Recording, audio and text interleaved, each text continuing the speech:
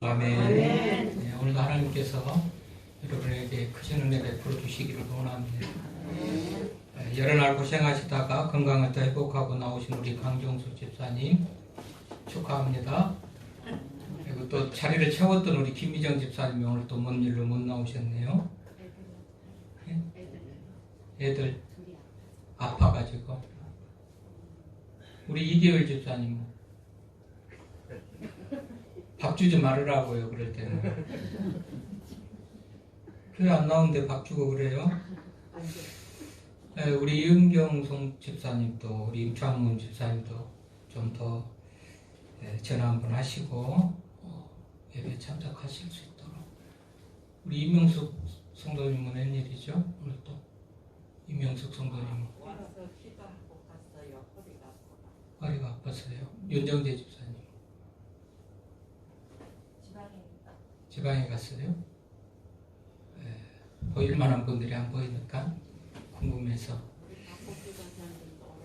우리 박복기 권사님도.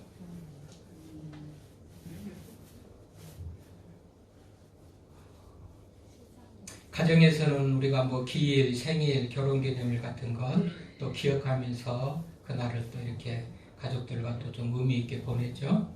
교회 안에도 여러 절기들이 있어서 뭐 부활절, 대림절, 성탄절, 그 절기 날 하나하나는 다시 한번 우리들에게 의미 있고 기억할 필요가 있으니, 성탄절 같은 경우는 우리 죄를 위해서 이 땅에 오셔서 죽어주신 그 주님의 은혜를 다시 한번 상기하고 잊지 않고 또 감사하고 말씀대로 살기 위해서 우리가 그런 날들을 다 잊을만 하면 한 번씩 있죠. 설날도 추석날도 다 의미 있게 가족들, 조상들 돌아보면서 가족을 생각하고 또 조상들의 교훈과 유언과 또 가르침을 생각하면서 더 마음을 다잡고 새로운 길로 가기 위한 여러 가지 의미가 있는 그런 날들이 있습니다. 오늘은요 12월 둘째 주일, 망고의 불변한 12월 둘째 주일은 성서주일이에요. 성서주일.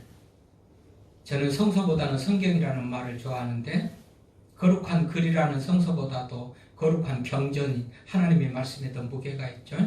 원래 이게 좀 바꾸면 좋겠는데 어쨌든 성경주일이란 말이죠. 오늘은 성경주일, 성서주일. 이날은 왜 지켜요? 다시 한번 성경의 중요성을 생각하고 또 내가 성경에 대해서 어떻게 대하는가를 다시 한번 점검하고 확인하면서 정말로 이 성경을 주신 하나님 앞에 감사하고, 왜 그러죠? 구원의 길, 생명의 길, 거기에 복된 길이 다 성경에 기록했기 때문에 성경주일, 성서주일을 맞으면서 다시 한번 성경에 대한 재발견, 성경에 대한 재인식 새롭게 하면서 하나님의 말씀을 좀 더 귀하게 여기고 또 그렇게 하라고 성서주일이 있는 것이죠. 우리가 성경에 대해서 다시 한번 오늘은 또 공부하고 확인하는 그런 시간이면 좋겠는데요. 우리가 대표적으로 성경을 말할 때 하나님의 말씀이라고 그렇게 말한다고 늘 배웠죠. 왜 그러죠? 성경이 그걸 증언하잖아요. 디모데 후서 3장 16절에 모든 성경은 하나님의 감동으로 된 것으로. 그래서 하나님의 감동, 하나님께서 뭔가 저자의, 기록자의 그 마음을 움직이고 손을 맞이하며 생각을 움직여서 글을 기록하게 했다. 그런 의미에서 성경의 감동으로 기록돼요. 베드로후서 1장 21절에 보면 예언은 언제든지 사람의 뜻으로 낸 것이 아니요 오직 성령의 감동하심을 입은 사람들이 하나님께 받아 말하는 것이다 라고 베드로후서 1장 21절에 그래요. 그러니까 성경은 뭐 요한이 기록했다, 바울이 기록했다 우리가 말은 그렇게 하지만 실상은 하나님께서 그분들의 마음에 감동하고 역사하시고 생각나게 하고 깨닫게 하고 그래서 그 말씀을 기록하게 했다는 것이죠. 그래서 하나님의 말씀이라고 이렇게 말합니다. 그들이 기록했지만 하나님의 감동으로 기록되기 때문에 성경은 하나님의 말씀이라.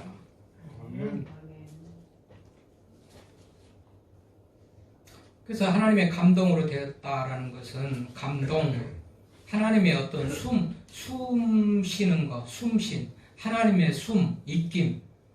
여러분 우리가 예를 들면 입김이 작용해가지고 어떤 일이 안 될 일이 되고 될 일이 안 되고 이런 얘기를 할 때 어떤 입김이 작용했다 그렇게 말을 하는데요. 이 하나님이 감동으로 됐다는 것은 그렇게 하나님께서 입김으로 작용했다 그런 의미를 가져요. 언어의 뜻이 그래요. 네, 하나님의 입김, 숨쉼. 그런데 자 이렇게 하나님의 말씀이에요. 이제 하나님의 말씀이라는 이 사실 앞에는 무조건적으로 성경에 권위를 두고 성경을 가치 있게 여기고 귀하게 여겨야 되는 그런 내용이 포함되어 있고 전제된 것이죠. 하나님의 말씀이라는 것은 무조건적으로 우리가 귀하게 여기고 존귀하게 여기고 가치 있게 여겨야 될 것, 이런 말이 내포되어 있는 거예요. 왜 그러죠? 고린도전서 2장 25절에 보면 하나님의 미련한 것이 사람보다 지혜롭고 하나님의 약한 것이 사람보다 강하다. 하나님이 최고로 미련하고 최고로 부족한 것이 사람보다 지혜롭고요. 하나님이 최고로 약한 것이 사람보다 강하다니까 하나님은 우리하고 비교가 안 되는, 게임이 안 되고 비교가 안 되는, 비교 불가한 그런 대상이잖아요. 그러니까 그분 말씀이다라고 하면 우리가 계산하고 따지고 가치 있냐, 귀하냐, 존귀하냐, 믿어야 되냐, 말아야 되냐 이런 계산을 하기 전에 그분의 말씀이다 하면 그분이 어떤 분이라고요? 우리들을 창조하시고 우리들하고는 상대가 안 되는 그분이 가장 미련한 것이 인간의 가장 지혜로운 것보다도 더 낫다고 그러니까, 약한 것이 인간의 강함보다도 낫다고 그러니까 그분의 말씀이에요. 그러면 우리는 적어도 말씀에 대한 우리의 자세는 무조건적인 순종과 무조건적인 가치를 귀하게 여기고 따라가는 그런 것들이 맞죠. 잠언 1장 7절에 보니까는 지혜와 지식의 근본이신 하나님인데요. 하나님은 지혜와 지식의 근본이시에요. 그분의 말씀이에요. 그분의 말씀. 그러니까 그분의 말씀에 대해서 우리가 무슨 평가를 하고 따지고 이거 잘 됐다 못 됐다 이건 어쩌다 저쩌다 이렇게 시비할 만한 그런 말씀이 아니라는 거예요. 무조건 믿고 그 말씀 자체를 귀하게 여기고 가치 있게 여기는 그런 자세가 필요하다는 것이죠. 이제 하나님의 말씀이라는 전제. 두 번째, 성경에 대한 다른 표현은 또 성경은 생명의 말씀이라는 겁니다. 생명의 말씀. 생명의 말씀이라는 것은 그야말로 말씀을 통해서 죽었던 사람이 살아나고 낙심하고 절망하고 포기했던 인생이 소망을 갖게 되고 인생을 역전시키는 데 귀한 말씀이다. 그런 말씀이에요. 생명의 말씀. 말씀 자체가 말하자면 말씀 자체, 성경 말씀 자체는 신약과 구약이라고 그러는데 약속의 말씀인 거죠. 구약의 약속, 신약의 약속, 옛날 약속, 현재 새로운 약속, 약속의 말씀이에요. 그럼 구약은 오실 예수님에 대해서 약속하신 거고, 신약은 다시 오실 예수님에 대해서, 예수님에 대한 어떤 그런 얘기란 말이죠. 근데 예수님 자체가 예수님 당신이 진리이시고 생명이시라고 그랬잖아요. 내가 곧 길이요 진리요 생명이다. 그러니까 그분의 말씀은 거기에 생명이 있는 거예요. 말씀 자체예요. 생명이 있어요. 그분의 말씀, 그분이 생명이시라고 그랬잖아요. 그분이 구원이시잖아요. 그러니까 예수님은 생명을 주러 오시되 더 풍성하게 양들로 하여금 요한복음 10장에 내가 온 것은 생명을 얻게 하고 더 풍성하게 얻게 하려고 오셨으니까, 그래서 생명의 말씀이요. 그분 자체가 생명이시고 그분의 말씀이니까 생명이라는 거죠. 그래서 성경의 다른 표현이 이름이 하나님의 말씀, 그 다음에 생명의 말씀. 그래서 이 하나님의 말씀을 읽는 많은 사람들이 그야말로 새 생명을 얻게 되는 거죠. 구원을 얻게 되는 것도 마찬가지고 새 생명을 얻어요. 완전한 변화가 일어나요. 인도의 성자라고 일컬어지는 선다신 같은 사람은 그냥 인간의 의로, 인간의 도덕으로 말하자면 착하게 선하게 그렇게 살았던 사람인데 성경을 만나고 나서 이렇게 고백을 합니다. 나는 성경을 통해서 구주를 알았고 성경은 구주를 나에게 소개했고 하나님의 말씀이 내 마음에 자기를 나타낼 때 나는 회심하여 땅에 있으면서도 하늘에 있는 것 같은 그런 느낌을 가질 수 있었다. 이렇게 고백을 합니다. 이게 성경이 말하자면 선다신 자신 자체도 인격적이고 또 지식인이고 훌륭한 사람이지만 성경을 모를 때는 별로 그렇게 자기 인생이 참 말하자면 가치 있는 것을 얻지 못하는 그런 상태였지만 성경을 통해서 구주를 알게 되고 성경을 통해서 성경이 구주를 나에게 소개했고 그러면서 성경의 가치를 그렇게 얘기를 하고 있는 겁니다. 그런 의미에서요, 성경은 인격을 변화시키고 가정과 사회를 변화시키고 우리를 변화시키는 그런 신기한 책이에요. 성경이 생명의 책인 것이 어거스틴 같은 경우도 불량배죠. 아주 품행이 방정하지 못하는 그런 어떤 불량배.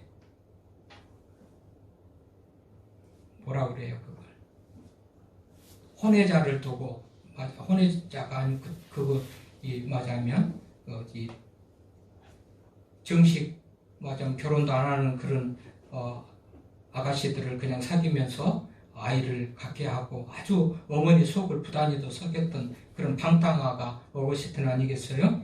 어거스틴이 성자가 되는 것도 결국은 하나님의 말씀을 읽으면서 읽어라 하나님께서 읽어라 하나님의 말씀을 읽으면서 완전히 노마서를 읽고 변화됐다 그렇게 말합니다. 그러니까 이 성경이 사람을 변화시키고 절망하고 낙담하고 세상을 등지겠다고 마음먹은 사람들이 생각을 바꾸게 하는 그런 생명의 말씀이라는 거죠.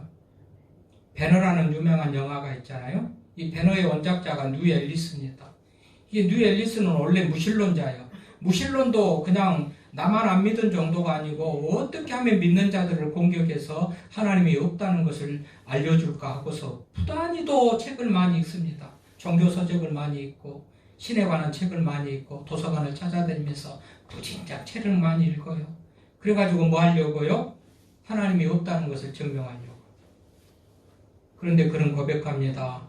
책을 읽다가 종교서적을 읽고 신에 관한 책을 읽고 신이 없다는 것을 하나님이 없다는 것을 가짜라는 것을 거짓이라는 것을 말하려고 책을 읽다가 오히려 하나님을 만나가지고 오 나의 주님, 오 나의 하나님이라고 고백하고 그 이후에 맞으면 책이 배너지요. 유명한 영화가 돼서 난 종교 맞으면 영화 아니겠어요? 하나님에 대한 그런 믿음을 갖게 하는 그 영화. 그러니까 이렇게 극단적인 무신론자, 하나님을 없다고 증명하려고 애쓰는 사람을 변화시켜서 새 사람으로 바꾸는 이런 능력이 성경의 능력이다. 미국의 22대, 24대 대통령을 지낸 사람은 클리브랜트라는 사람인데요. 이 사람이 청년 시절, 젊은 시절 아주 깡패예요. 불량배예요. 아까 어거스틴도 그랬지만 이 클리브랜트 또한 깡패였대요. 술주정뱅이고. 근데 이분이 하나님을 만났잖아요. 성경을 통해서 하나님을 만납니다. 성경을 듣게 되는 거예요. 그래가지고 어떻게 되는 거예요? 훌륭한 업적을 남기고 완전히 변화됐죠. 술주정뱅으로 인생 소망 없는 클리브랜트가 맞으면 성경을 접하면서부터 변화돼가지고 많은 업적을 남겨요. 미국의 22대, 24대 대통령이 돼요. $1000 1000 달러 지폐에 그 사진에 이 클리브랜트 사진이 들어가 있는 그 정도로 미국에서 존경받는 사람이 돼요. 뭐가요? 어떻게 술주정뱅이가 가망 없는 깡패가 이렇게 됐다고요? 성경을 들으면서 읽으면서 이렇게 변화됐다는 거예요. 이런 것들이 다 성경이 생명의 말씀이라는 증거들이라는 것입니다. 성경은요, 악한 사람을 선한 사람으로, 죄인을 의인으로, 병든 자를 건강하게, 슬픈 자를 위로하고, 절망 중에 있는 사람들에게 소망을 주는 말씀이 성경이에요. 요즘에 좀 핫한 목사가 있습니다. 베이직 교회라는 조정민 목사님. 이분은 MBC에 입사해가지고 정치부장, 사회부장, 청와대 출입기자, 워싱턴 특파원, 베리벨 직책을 다 거치고서 이제 메인 뉴스 데스크 앵커가 돼가지고 그렇게 MBC에서 맞으면 아나운서 생활을 하다가 모태신앙이에요. 연세대학교 정치외교과를 나와가지고 아주 실력도 있고 모태신앙인인데 세상이 좋아가지고 교회 생활은 신앙생활은 별로 안 하고 그렇게 세상에서만 취해서 사는데 아내가 그렇게 교회 갑시다. 아내 따라서 교회 한번 가봤대요. 그랬더니 우리 장로교와 같이 이렇게 조금 말씀 중심으로 또 조용한 그런 교회가 아니고 아마 그쪽이 맞아면 순복음 계열이나 됐는지 막 뜨겁게 박수치고 막 찬송하고 이게 뭐 사이비단 집단 같이 그렇게 보였다는 거예요 처음에. 그래서 이게 정통 교회가 아닌 것 같다, 사이비단 같다. 그래서 그 교회를 한 번만 가고 말하려고 그랬는데 알아야지 이단인지 사이비인지를 맞아면 파헤칠 거 아니겠어요? 그래서 한 번, 두 번 참석하다가 하나님을 만나고 성경의 말씀 설교를 듣고 성경을 읽고 하나님을 만나가지고 50살에 미국 호넬 신학교에 가서 맞아면 이제 목사가 돼서 지금 베이직 교회를 세워가지고 목회를 하는데 요즘에 굉장히 좀 맞아면 알려지는 핫한 목사예요. 뭐죠? 이분도 모태신앙임에도 불구하고 성경을 멀리하고 설교를 멀리하고 이럴 때는 세상에 치여서 이렇게 살았지만 결국은 성경을 듣고 완전히 눈물을 흘리고 회개하고 50살에 신학교에 가서 목사가 됐던 거 아니겠어요? 뭐죠? 지금 성경의 생명력, 생명의 말씀인 것들의 증거들이에요. 완전히 죽을 사람을 살리고 병든 자를 고치고 죄인을 의롭게 하고 절망하는 이들에게 소망을 주고 세상에 취해서 사는 사람들에게 하나님에게 빠지게 만드는 그런 성경이 그런 맞으면 성경이다. 그래서 성경을 생명의 책이다 이렇게 부른다는 것이죠. 성경은 또 영생을 주는 책이죠. 성경을 산 거냐 성경에서 영생을 주는 그런 이 책이라고 성경이 기록하고 있어요. 마태복음 4장 4절에서 예수님께서 사람이 떡으로만 살 것이 아니고 떡 먹고 사는 거예요. 먹어야 사는 건데 성경을 하나님의 입으로 나오는 모든 말씀으로 살 것이니라 하면서 하나님의 말씀, 성경으로 사는 것. 그래서 성경이 생명의 양식, 영의 양식이 되고 생명의 떡이 되는 그렇게 말씀하는 그런 구절도 있죠. 또한 성경은요, 신앙생활의 표준인 것이죠. 신앙생활의 표준이에요, 성경은. 신앙생활 잘하려면 성경을 많이 읽고 듣고 성경대로 살면 신앙생활 잘하는 거예요. 그래서 우리가 뭐 임직받고 안수받고 세례받고 그럴 때 뭐라고 그래요? 성경이 하나님의 말씀인 것과 우리 생활의 유일의 법칙인 것을 믿습니까 하면 예하고 그래서 임직받고 직분받고 안수받고 그런 거 아니겠어요? 성경이 생활의 표준이에요. 성경대로 삶의 신앙생활 잘하는 거예요. 성경 믿음생활 잘하는 길이 성경에 다 알려주고 있어요. 우리가 인생을 살 때 어떻게 살까? 양심대로 살면 잘 살 수 있을 것 같아요. 양심의 찔림에 반하는 것은 하지 않으면서 양심에 찔리지 않으면 말하자면 정당하게 여기고 하고 그러면 우리가 잘 살고 사는 것 같겠지만 이 양심이라는 것도 내 외적 어떤 상황에 따라서 변한대요. 안전하지 못한다는 거예요. 인간의 양심도요. 우리가 기도를 많이 하고 기도에 응답받아서 기도를 해가지고 결정하고 선택하면 잘 살 수 있을까요? 신앙생활 잘하고 우리가 어떤 부끄럽지 않는 그런 삶을 살 수 있을까요? 기도 많이 하면? 기도도 대부분 내 목적과 내 목표를 딱 정해놓고 하나님 응원해주고 지지해주고 이렇게 응답해 주십시오 하는 경우가 대부분 많아서 그냥 기도하는 것 그것 자체만도 완전하게 안 보는 거예요. 인간의 욕심과 욕망을 따라서 정해놓고 선택하고 그것을 위해 기도하기 때문에 대부분 그렇다는 거예요. 그래서 기도만 해도 안 되고 양심대로 따라서 양심껏 산다고 그래도 그것도 안 되고 그러면 좋은 종교서적, 신앙서적, 유명한 신학자들이, 박사들이 해놓은 책을 보면 신앙생활 잘할 수 있을까요? 이것도 불완전한 겁니다. 왜요?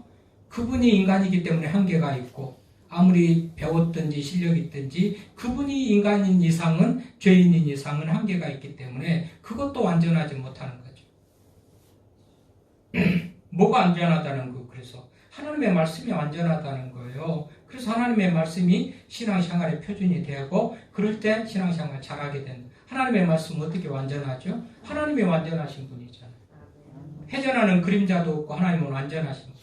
이랬다 저랬다 변함도 없고 회전하는 그림자도 없고 처음부터 끝까지 알파와 오메가, 영원토록 영원에서 영원까지 변함없으신 분. 오늘이나 어저께나 변함없으신 분. 그분이 완전하신 분이죠. 그러니까 그분의 말씀이 맞으면 신앙의 표준으로 삼고 살면 우리가 신앙생활 잘하는 것이다. 자, 오늘 성경과 복 그랬는데, 성경과 복. 그럼 성경은 매우 복을 많이 얘기하고 말씀대로, 성경 말씀대로 살면 복된 인생을 산다고 성경이 많이 말해줬어요. 그래서 성경과 복 이런 제목을 제가 정했는데요. 여러분,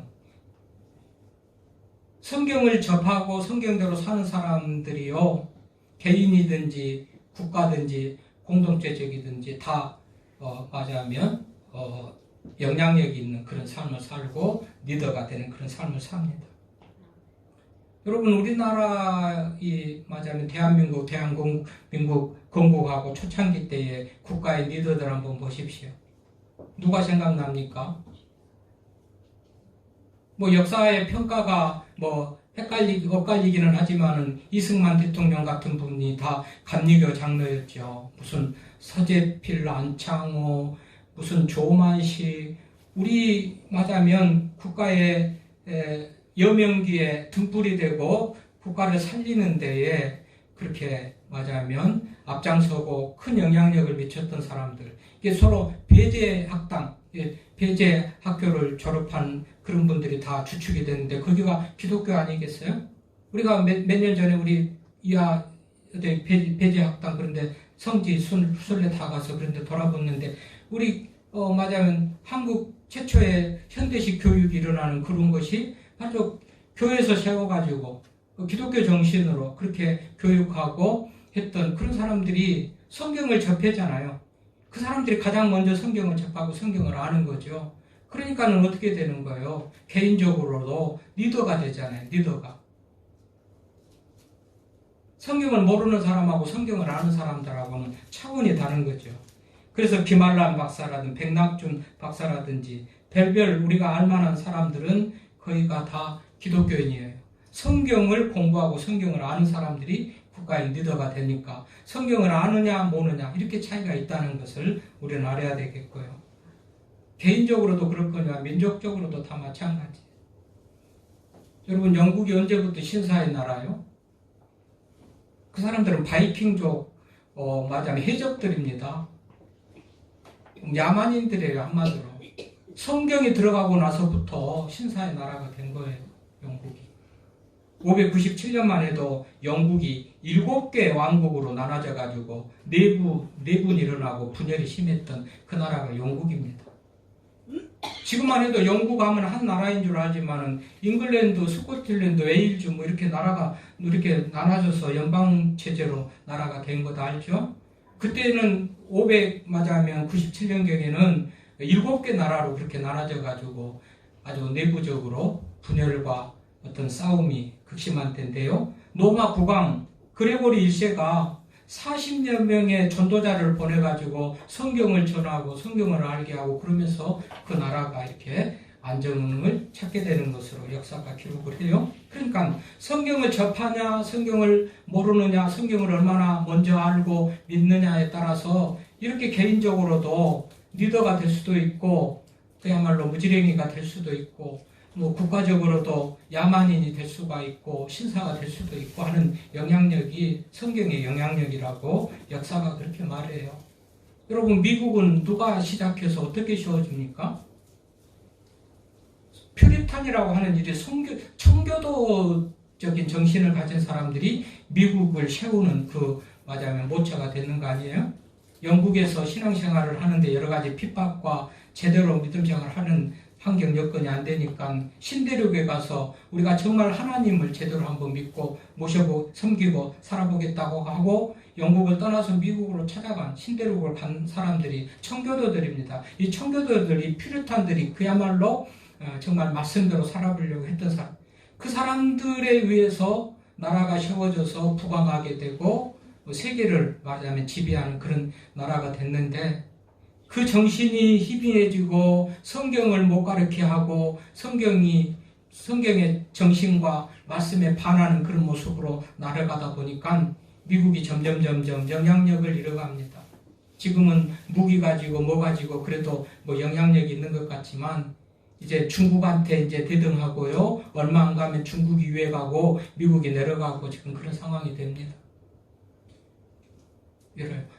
성경을 접하고 성경대로 할 때는 그렇게 부강하게 되지만 성경과 멀어지면 그렇게 나라가 또 어려워진다는 것을 말한단 말이죠.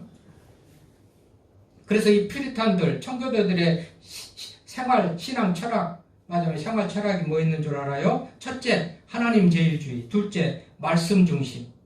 셋째, 철저한 신앙생활. 철저한 신앙생활이요. 주일성수, 11조, 봉사, 헌금, 헌신, 모든 철저한 신앙생활. 네 번째, 감사생활. 다섯 번째, 협동생활. 이런 정신으로 미국이 세계를 지배하는 그런 나라가 됐어요. 청교도들의 신앙이 안 지켜지고 점점 타락하고 미국이 기독교 국가라고 말을 하지만 이제는 그런 말을 할 수도 없는 정도로 많이 타락해 버렸어요. 머지않아서 어떻게 될지 몰라요. 어쨌든 스위스라는 나라가 있습니다. 아주 적지요. 그런데 세계 제일이라는 그런 어떤 이름을 가진 것들이 많대요. 스위스. 산악지대이고 별 볼 일 없는 땅이에요. 근데 스위스가 왜 이래요? 칼빈이, 우리 장로교의 창시자 칼빈이 이 스위스에 가서 성경을 가르치고 복음을 전하고 성경을 읽게 하고 성경을 접하는 그런 나라가 되면서요. 결국은 스위스가 작은 나라, 산악지대, 별 볼 일 없는 나라지만 자연환경 여건적으로는 그렇지만 세계에서 가장 잘하는 것들로 그 제1 되는 자랑거리가 많은 나라라는 거죠. 덴마크, 여러분 사막지대랍니다. 덴마크, 모래땅, 구른투비라는 사람이 이 성경을 접합니다. 하나님의 정신을 가지고 백성들에게, 국민들에게 이걸 맞으면 이 뭐라고 그럽니까? 그거 정신 개조 내지는 이거 계몽운동을 하는 거죠.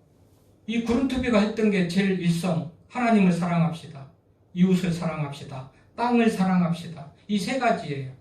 그래서 이 구른투비의 영향에 의해서 하나님 사랑하고 이웃 사랑하고 땅을 사랑하는 이 캐치프레이즈 세 가지 가지고 덴마크가 지금 그렇게 부강한 나라가 된 거예요. 이게 성경과 무관하지 않다는 거죠. 성경을 접하고 성경대로 사는 그 나라가 이렇게 복을 받는 거예요. 여러분 이제 다 객관적으로 중립적으로 우리가 믿으니까 믿는 사람은 그렇게 보고 안 믿는 사람은 안 믿는 사람 어떻게 또 보고 그러는지 모르지만 자 보십시다. 여러분 지금 텔레비에 보면 굶어 죽어가고 물이 없고 뭐가 참 불쌍한 나라들 없어서 죽어가는 나라들 많이 보입니다. 불교 나라 한번 보십시오. 힌두교 보십시오. 무슬림 보십시오. 어느 나라가 기독교하고 예를 들면 비교해서 성경을 접하고 성경을 읽고 성경대로 사는 나라와 성경을 모르고 살고 반대하고 배척하고 사는 나라들하고 어떻게 차이가 있는지 한번 보시라고. 불교 대부분 못 살고 가난합니다. 힌두교 마찬가지고요. 거의 다 비슷하죠. 무슬림 마찬가지고. 그런 의미에서 성경이 복이라는 거예요. 성경대로 살면 개인이, 국가가 이렇게 성경을 접하는 것하고 모르는 것하고 성경대로 사는 것하고 살지 못한 것하고는 이렇게 차이가 난다. 그래서 성경이 복인 거예요. 그래서 오늘 말씀이 뭐라고 그래요? 성경 이 예언의 말씀을 읽는 자와 듣는 자와 그 가운데 기록한 것을 지키는 자가 복이 있다. 그랬어요? 먼저 읽는 자가 돼야 읽는 자. 성경이 1189장이에요. 1189장이란 말이죠. 하루에 석 장이 있고 주일은 시간이 좀 여유 있어서 5장을 읽으면 1년이면 1독을 한다라고 이렇게 얘기를 합니다. 성경 부지런히 읽어야 돼요. 생명의 말씀이라 하잖아요. 하나님의 말씀이고 지혜와 지식이 근본이신 그분의 말씀이고 우리하고는 게임이 안 되고 비교가 안 되는 그분의 말씀 무조건적으로 존경하고 그야말로 말하면 가치 있는 그런 말씀으로 이게 안 되는 사람 이게 안 돼. 사람이 교만해요. 나보다도 더 못하는 하나님이라고 생각하면 그분의 말을 읽거나 듣거나 안 하겠죠. 우리가 하나님을 어떻게 대하느냐 생각하느냐가 성경을 대하는 자세하고 똑같이 이렇게 맞으면 보면 수가 있어요. 하나님을 대하는 태도, 그분이 존경하고 그분이 지혜와 지식의 근본이신 그분이고 그분의 말씀이 생명이고 그분의 말씀이 구원으로 이끄는 그분의 말씀이라고 생각하면 그분을 대하는 태도만큼 말씀을 대한 태도가 달라지겠죠. 그 부지런히 읽어야 돼요. 성경이 1189장이에요. 장수로. 하루에 3장 읽고 주일날 5장 읽으면 1년에 1독 읽어요. 그래서 우리 내년에는 우리가 성경 1월 1일부터 선포해서 1년에 1독 읽기 해가지고 좋은 상품을 주려고 그렇게 계획하고 있는데요. 성경을 부지런히 읽어야 돼요. 성경을 읽어야 건전한 신자가 되고 뿌리 깊은 신자가 되고 정말 신앙생활 잘하는 신자가 성도가 될 수가 있는 것. 성경을 읽어야 돼요. 또 뭐라 그래요? 성경은 들어야 된다. 듣는 자와 들어요. 읽은 자, 듣는 자. 듣는다는 것은 설교를 통해서 듣는 거죠. 그러니까 예배 시간에 빠지지 않고 듣는 거예요. 부지런히 나와서 하나님의 말씀을 듣는 거예요. 들어야 돼. 부지런히 들어야 돼요. 감리교의 창시자라고 알려진 에슬레는 성경 설교를 듣고 무명의 설교자, 거리에서 설교하는 어떤 설교자의 설교를 듣고 완전히 변해서 하나님의 사람이 되고 감리교를 세우는 그런 사람이 됐다고 그러는데요. 하여튼 성경 하나님의 말씀을 들어야 되죠. 이 예언의 말씀을 읽는 자와 듣는 자와 들어야 돼.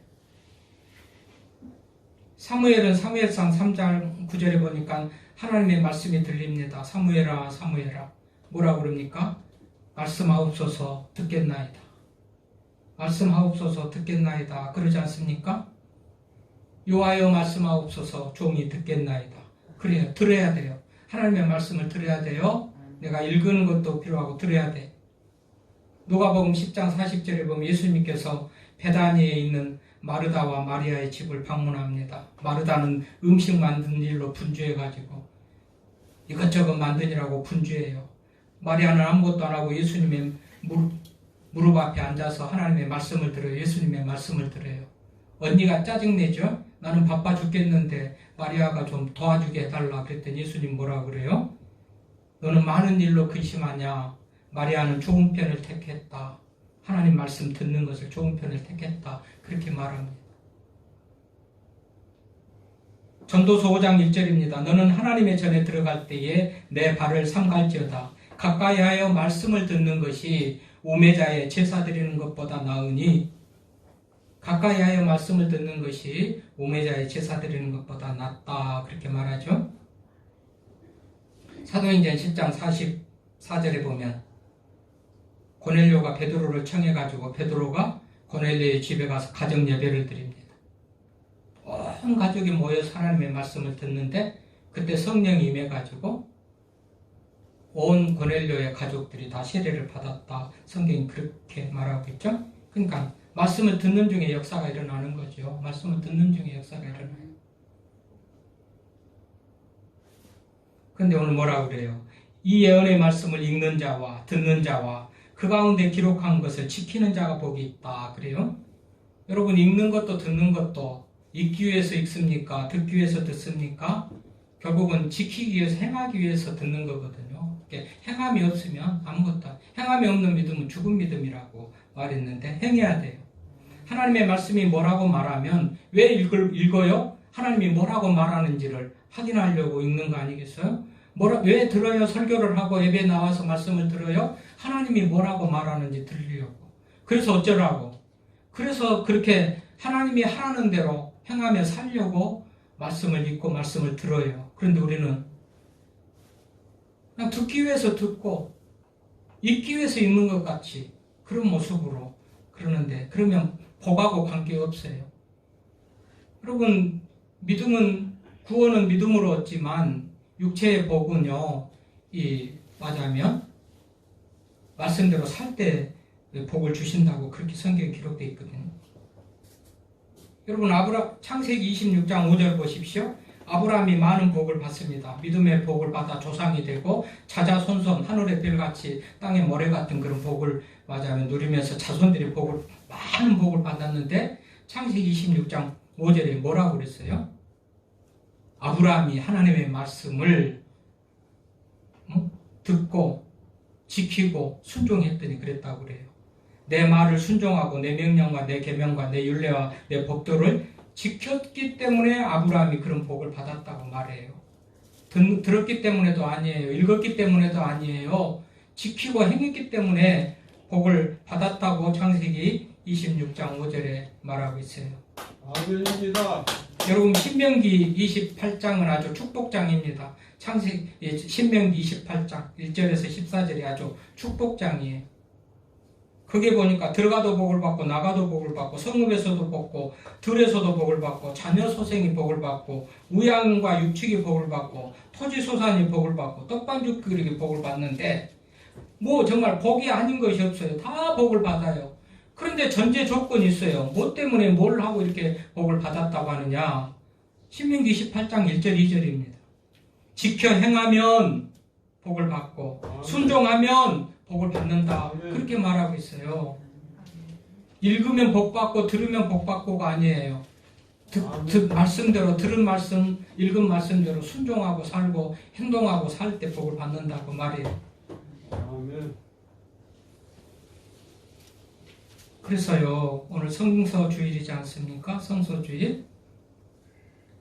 그래서 성경에 대한 가치를 재발견하고 성경이 어떤 책인지를 다시 한번 확인할 때 하나님의 말씀, 생명의 말씀,